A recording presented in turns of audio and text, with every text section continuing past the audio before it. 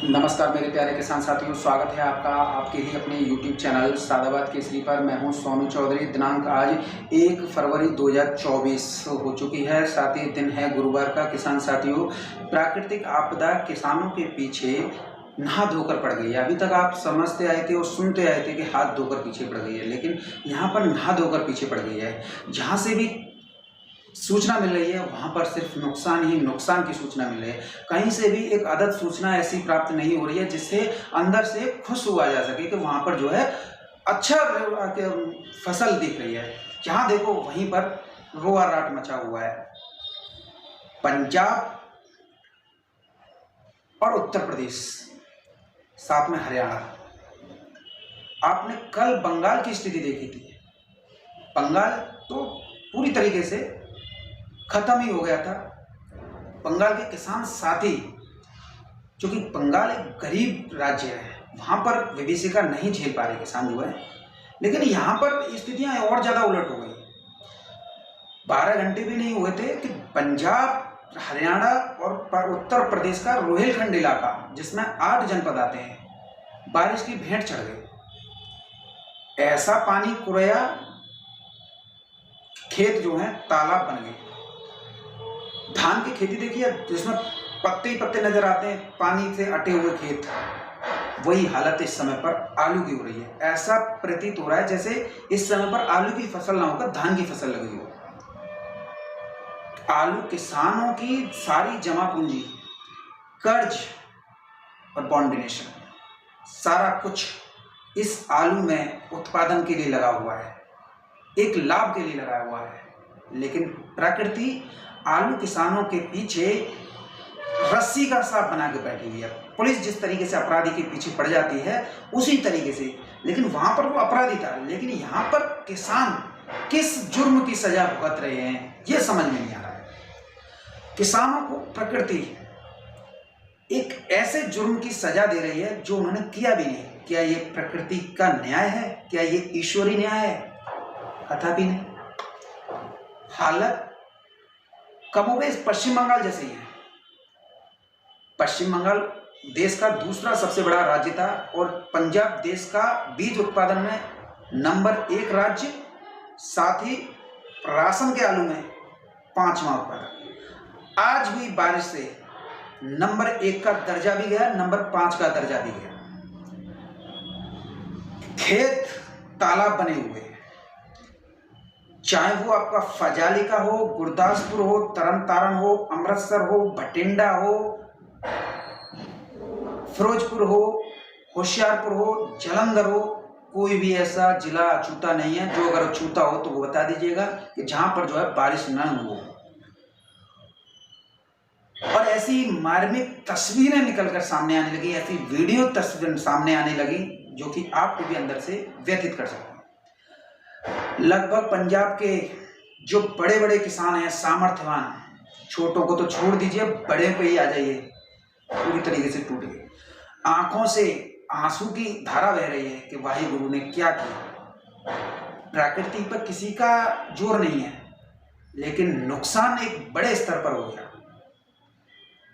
पंजाब के किसान जो हैं, सामर्थ्यवान किसानों की श्रेणी में आते हैं, हाई तकनीक का प्रयोग करते हैं और हाई यील्ड वैरायटियां लगाते हैं, नए नए बीज का जनरेशन करते हैं और नए नए आलू बनाते हैं। देश के कोने कोने में उनका बीज जाता है और हालत ये हो गई। क्या तो किसान इस समय पर बचा ले और क्या किसान कर ले, ये भी अब समझना दुभर हो गया है। अगर 2-3% अगर मान लें कि नहीं हुआ,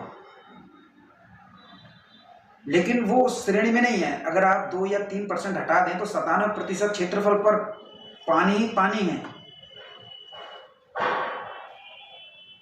कुछ हो सकता है?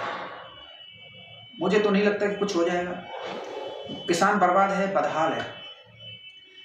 ये तो थी बीज की स्थिति। बीज, क्योंकि सभी को पता है बीज, सीड हंसी खेल नहीं है। इसका उत्पादन करना करोड़ों रुपए व्यय हो जाते हैं, करोड़ों रुपए, लाखों का करोड़ों की मशीनरी, हजारों वैज्ञानिक।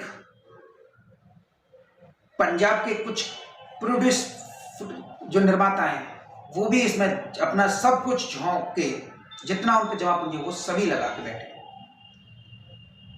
ताकि पूरे देश के किसानों को आलू का बीज सस्ता और सुगमता से उपलब्ध हो, 2-4 पैसे उन्हें भी कमाने का मौका मिले। लेकिन यहाँ पर अब क्या कर लें, कुछ बच जाएगा? अब देश में बीज की क्या दशा होने वाली है सितंबर में, जब दोबारा से आलू बढ़ेगा? क्योंकि पंजाब एक ऐसा राज्य है जो कि सस्ता बीज देता है, और हालत देख लीजिए।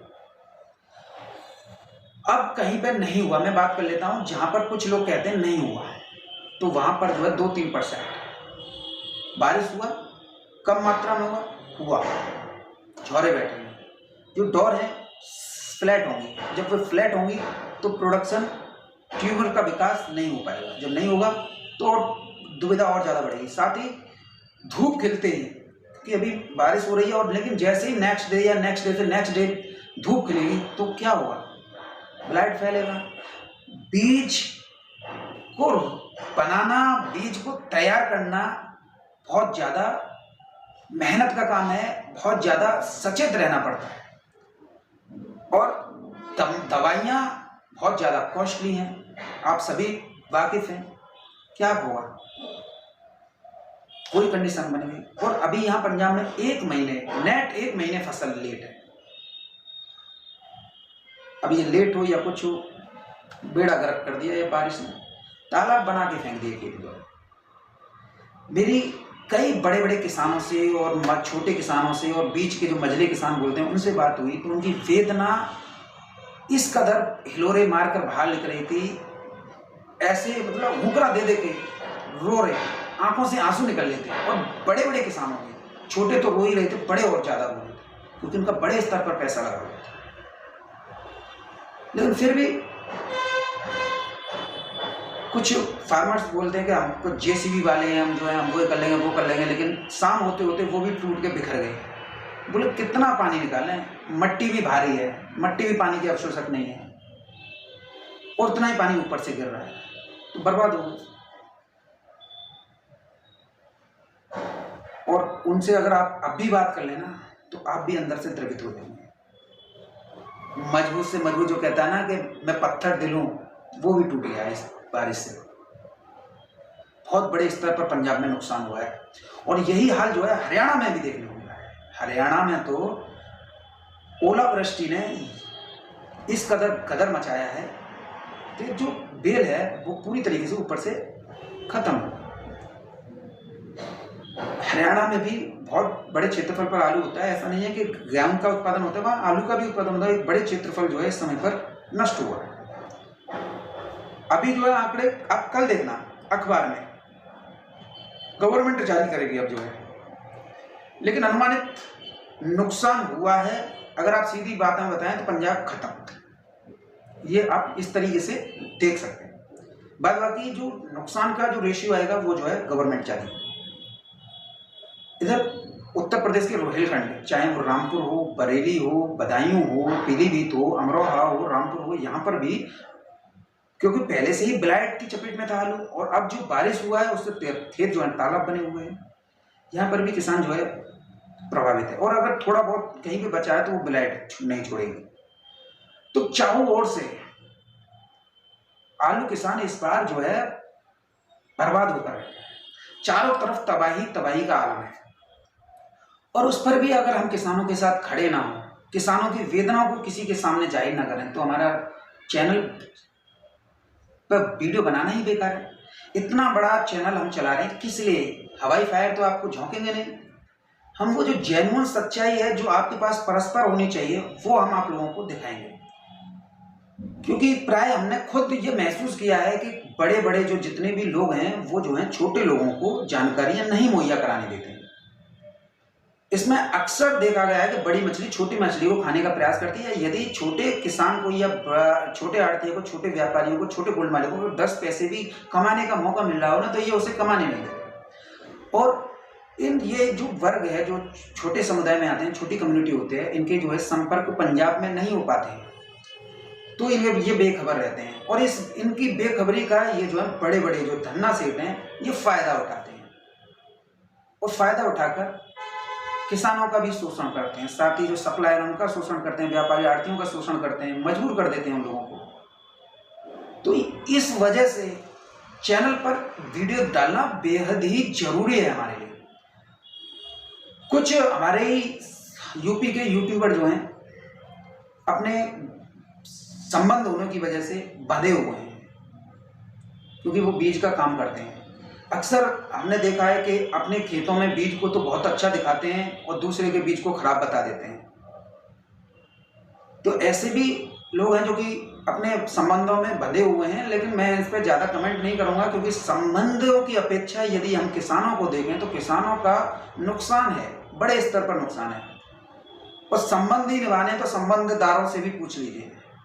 मेरा भी संबंधदारों से ही बात हुए हैं, लेकिन उन्होंने मुझसे कोई बाउंडेशन नहीं, कोई उच्च नहीं। उन्होंने साफ कहा सोनू भाई नुकसान है तो नुकसान है, इसमें आप दुबकाएं या हम दुबकाएं उससे हो क्या रहा है।